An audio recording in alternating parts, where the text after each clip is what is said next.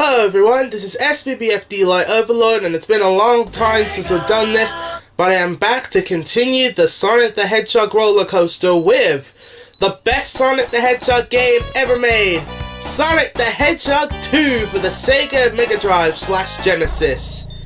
This has been my favorite Sonic game since 2004. Or was it 2003? Regardless, this is my favorite Sonic game, even to this day. So, what's different between this and Sonic 1, as well as the two Game Gear games? Nothing much, except for the fact that Sonic has a new move called the Spin Dash. When you hold down and press the jump button, Sonic will spin in place, and if you let go of the down button, he'll zoom off as fast as possible. The more you hold down, the more you mash the jump button, the faster the Spin Dash will come out. The Spin Dash would continue its dominance until, what was the last game? Well, Sonic Colors on the DS. Well, Sonic Generations, I mean. Well, I mean, until Shadow the Hedgehog, that was when the Spin Dash lost its dominance, until it was brought back in, like, Rush and Rush Adventure and Colors DS. And then Generations brought it back, and the Sonic 4 episodes. The Spin Dash is an awesome move for Sonic. But anyway, on topic with the special stages. How do we get to these special stages? You collect 50 rings, you go to a checkpoint, and you jump into it. And then, the idea of these special stages is that you have to collect a certain amount of rings. Right here, it's going to tell me to collect 130 rings. So, I'm going to go do that. This is the first special stage. There's not many hazards. But there are bombs in the special stages, and boy, you're going to hate the bombs. These special stages have to be the hardest of the special stages.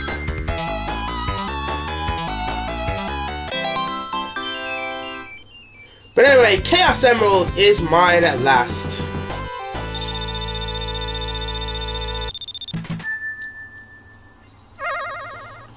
So, unlike Sonic 1 and the other two Game Gear games, there are 7 Chaos Emeralds, and it's actually a special surprise.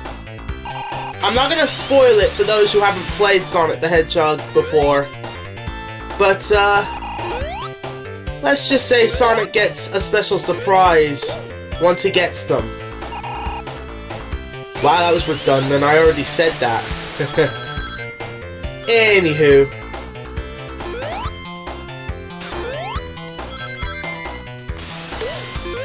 I'm just gonna get up here, land on the invincibility, and then hope I land on the item boxes above.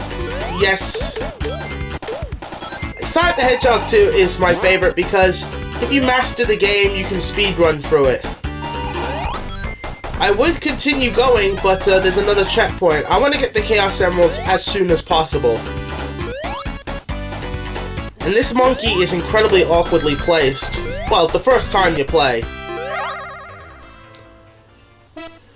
And we're moving on to the next special stage. And it's telling me to get 50 rings, so I'm going to do that.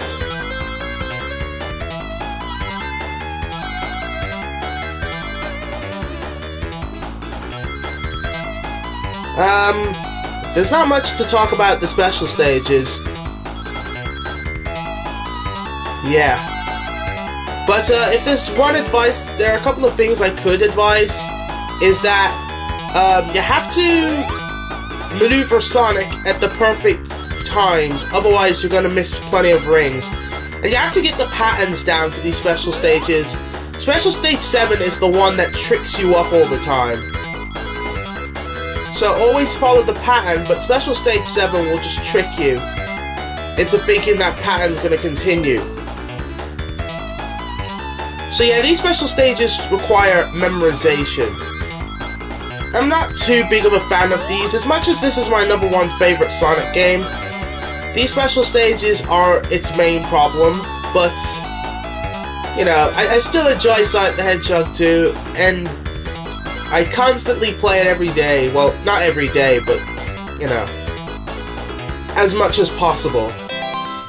And there's our second Chaos Emerald. Sweet.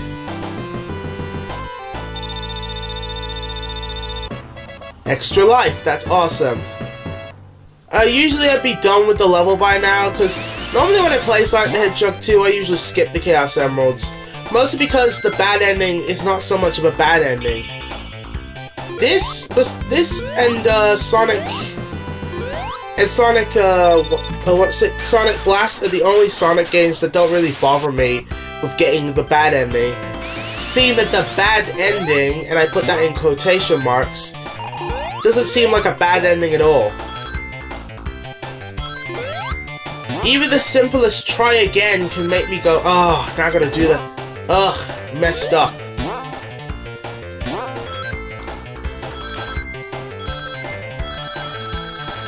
Ah well. But I'm going after the Chaos Emeralds for LP's sake.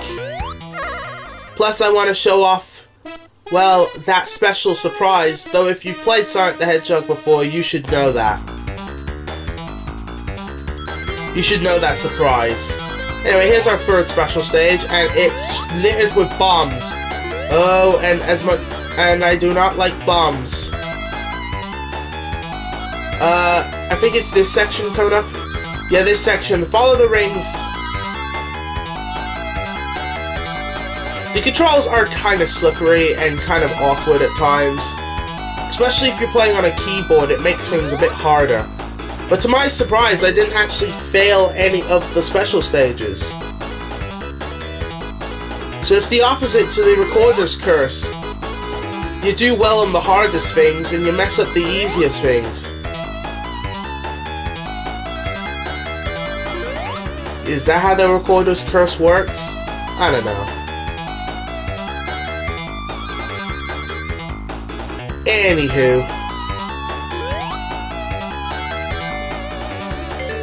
If that's the case with the Recorder's Curse, if I ever try and do with LP a Sonic Adventure 2, I think I'll do Eternal Engine well, because I hate that level. But I should save that for my Sonic Adventure 2 first impressions, which I haven't done quite yet. Man, so many projects that I've come up with. Like, I want to add variety to the channel, rather than just do A and Bs or MEP parts.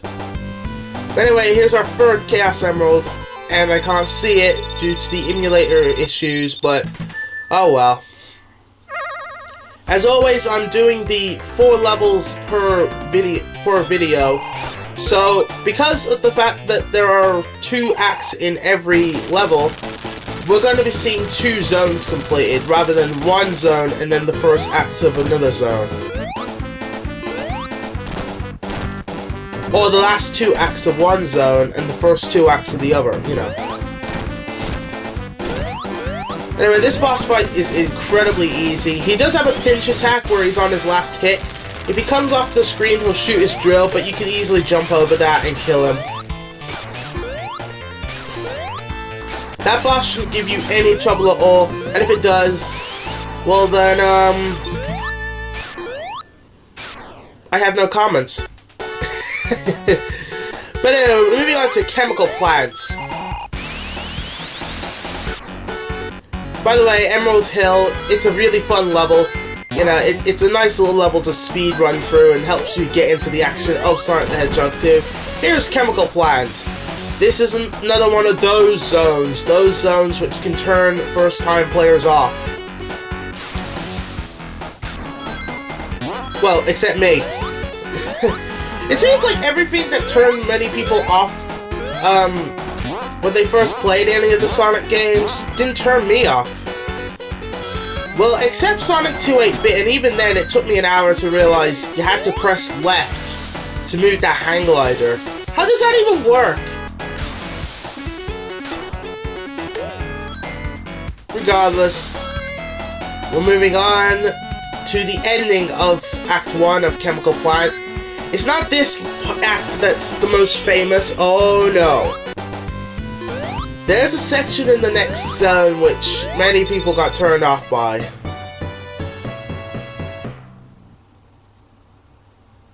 Of course, except me.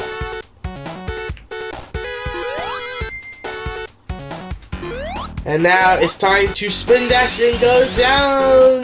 This is so satisfying. All the classic Sonic games have their satisfaction. Well, when you're good at the 3D games, you know, it's all good. It's swell, especially in Adventure 2, but when you master the classic games, man, do you feel like you're the king of the world.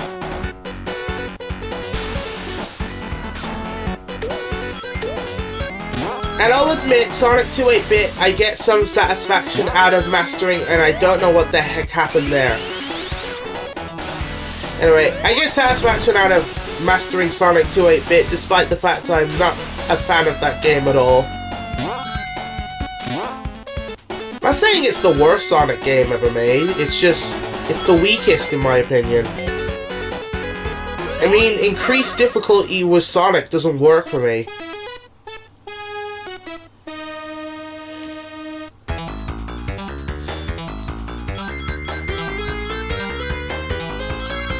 Anyway, moving on to the fourth special stage. It's a nice little whitish color. Man, the music. By the way, I should mention the music is awesome. It's that dang good. And watch out for the rings of bombs. Since, well, they're going to hurt. They don't take off all your rings, they just take off about 10 or 5 of them.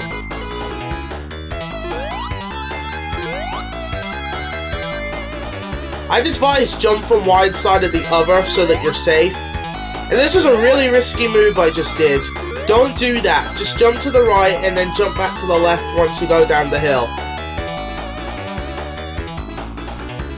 The special stages get harder and harder and harder and harder, but spoiler alert, I don't fail any of them.